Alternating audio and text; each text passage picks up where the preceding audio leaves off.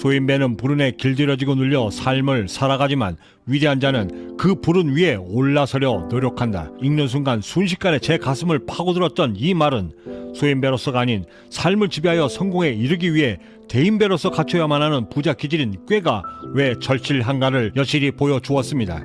또한 이 꾀가 경제적 자유의 꿈을 이루기 위해 고군분투해야만 하는 우리에게 왜 중요한가를 또한 분명히 보여주었는데, 이 꾀를 통해 우리가 살아내야만 하는 삶의 수준이 결정되고 우리가 이루려는 부의 그릇의 크기가 결정되기 때문이었습니다. 세상에서 말하는 꾀는 통상 잔꾀, 술책, 간꾀 혹은 모략 등으로 비유되고 일상생활에서의 자기 편의를 개척하기 위해 부리는 그럴듯한 수단 혹은 임기응변이라 말하지만, 우리가 추구하고 추구해야만 하는 이 꾀는 분명 전혀 다른 의미를 지니고 있습니다. 그리고 그 뜻과 의미를 정확히 알고 실천할 수 있어야만 그때서라야 비로소 우리의 삶의 차원이 전혀 다른 성공의 삶으로 업그레이드 된다는 사실이었습니다. 이는 마치 바닷가에서 모래성을 짓고 있는 사이 갑자기 들어닥친 바닷물을 막아내기 위해 순간적인 꾀로 그저 두 손으로 그 바닷물을 막아내는 것이 가능하지만, 만약 태풍이 다가와 그 두텁고 두꺼운 방파제를 뛰어넘는다 할 때는 그 태풍의 위기를 넘어설 수 있는 꾀가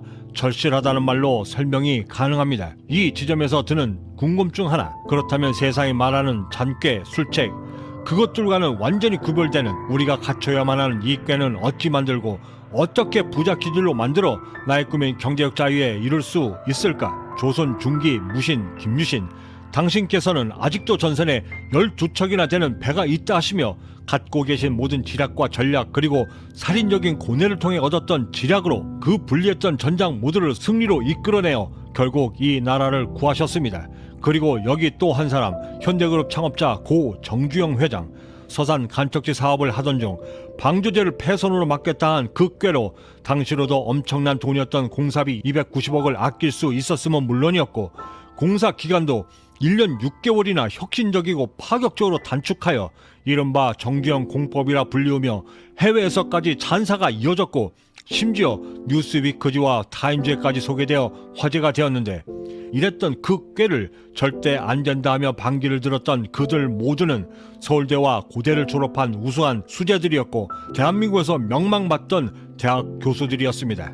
저는 진심으로 궁금했습니다. 어떻게 국민학교 졸업장이 전부인 고 정정 회장의 그 꾀가 지식으로 충만했던 그들의 능력을 능가할 수 있었을까? 저는 그 답을 사업을 시작하고 수도 없이 많은 문제들과 씨름하고 해결해 나가던 어느 날, 이미 알고 있던 한 속담이 제 머릿속을 번개같이 스쳐가던 그 순간에 그 답을 얻을 수 있었습니다.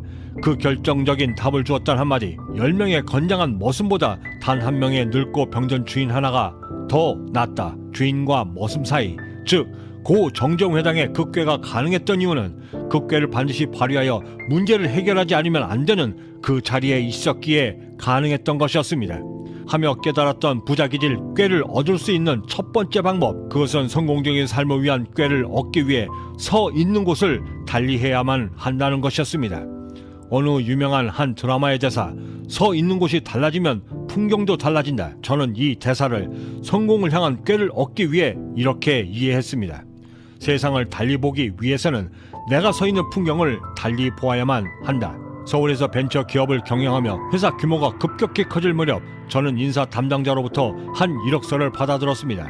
저보다도 한참이나 연배가 있었고 화려한 경력을 자랑하던 그의 이력서에는 단연간의 해외 지사 경험과 지사장 경험, 그리고 저의 눈길을 끌었던 8년간의 창업 경험이었습니다. 저는 당시 3040 CEO 클럽에서 모임을 갖고 있었는데, 당시 가장 뜨거웠던 화두 중에 하나는 대표인 나처럼 판단하고 일해줄 수 있는 인재 찾기. 저 역시도 그들의 관심사와 별반 다르잖아 이에 부합하는 직원들을 양육하거나 혹은 찾고 있었고, 마침 추천받아 그를 채용했지만 끝내 3개월의 수습 기간을 채 채우지도 못하고 내보낼 수밖에 없었습니다. 이유는 제가 기대했던 만큼의 문제 해결 능력과 판단력을 전혀 발견할 수 없었고, 오히려 노년에 그저 편한 직장 생활을 해야겠다라고 하는 안이한 태도와 사고가 너무나 뚜렷이 보였기 때문이었습니다.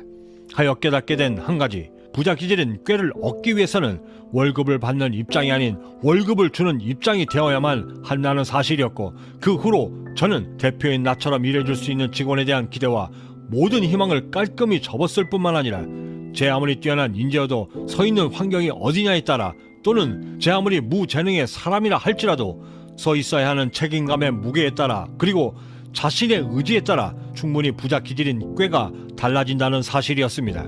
그러면서 깨닫게 된 또 한 가지, 정주영의 그 꾀처럼, 빌 게이츠가 윈도우를 찾아낼 수 있었던 그 꾀처럼 우리의 꾀도 충분히 발전시키고 그 역량을 강화시킬 수 있다라는 점이었는데, 부자로 성공하기 위한 그릇을 이 꾀로 키우기 위해서는 이에 합당한 문제가 반드시 있어야만 하고, 설사 문제가 다가온다 해도 그 문제를 두려워하지 않고 기꺼이 감당하려는 적극적인 용기와 다짐이 있어야만 비로소 나의 삶이 업그레이드되고 꿈에도 그리던 경제적 자유의 길이 열린다는 사실이었습니다.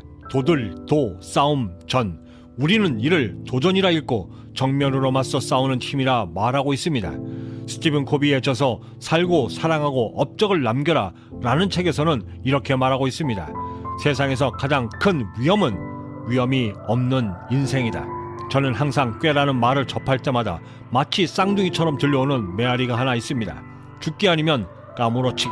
세상에서 가장 확실한 것은 죽는다라는 사실이고, 그 어느 것도 장담할 수 없고 확실한 것을 찾을 수 없는 것이 우리가 살아내야만 하는 인생이라고 한다면, 내 삶을 전진시켜 끝내는 우리가 이루고자 하는 꿈을 반드시 이루고자 할 때, 그리고 그 꿈을 마침내 성취하려 할 때 부자 기질인 꾀는 반드시 필요하고, 이를 발휘하기 위해서는 도전 정신과 두려움을 통제해야만 가능하다는 것을 저는 그동안의 경제적 자유의 여정에서 분명히 깨달았습니다. 호스피스 봉사를 하시던 바쁜 어머님을 뵙기 위해 찾았던 그 병원에서 시한부 인생으로 하루의 삶을 살아가고 있던 한 꼬마 여자아이를 본 적이 있었습니다.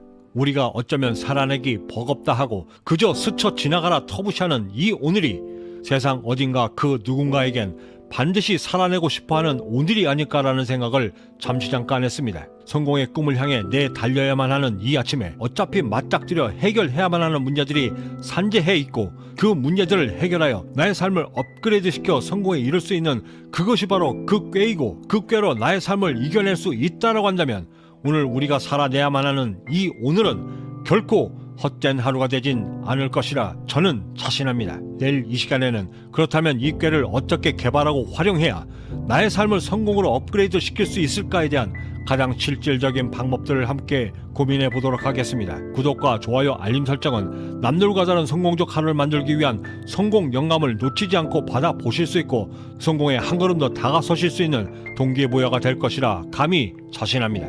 마지막으로 잠깐 성공의 길에서 머뭇거릴 때, 나약한 생각으로 뒷걸음칠 때 저에게 큰 가르침을 주셨던 이순신, 당신께서 제게 주셨던 그 귀한 말씀들을 나름의 깨달음으로 해석하여 마음속 깊숙이 간직해왔던 말이 있어 소개해드리며 마칠까 합니다. 저는 이만 여기서 먼저 인사드려야 할 것 같습니다. 그 어디에 계시든 성공에 한 걸음 더 다가서시는 하루가 되시길 진심으로 바라고, 저는 내일 아침에도 따뜻한 커피 한 잔과 성공 영감을 들고 찾아뵙겠습니다. 지금까지 경제적 자유민이었습니다. 감사합니다. 내가 제 아무리 가진 것이 없다 해도 그럼에도 나에겐 세상과 맞서 싸울 수 있는 12척이나 되는 배가 있고, 필사즉생, 필생즉사, 죽고자 하며 반드시 살아내면 분명히 살아낼 수 있다. 그 성공의 걸음을 재촉함에 있어 그 모든 걸음에 망령된 걸음을 재촉치 말고 지극히 조용하고 그리고 무겁게 옮기되 그 무게를 항상 산과 같이 하라. 전쟁과 같은 삶이다. 그런 싸움이 한창인데 내 어찌 나의 사사로운 것들이 소중하다 하겠는가. 절대 내가 죽었다 말하지 말고 결코 세상에 내가 약하다 말하지 말라.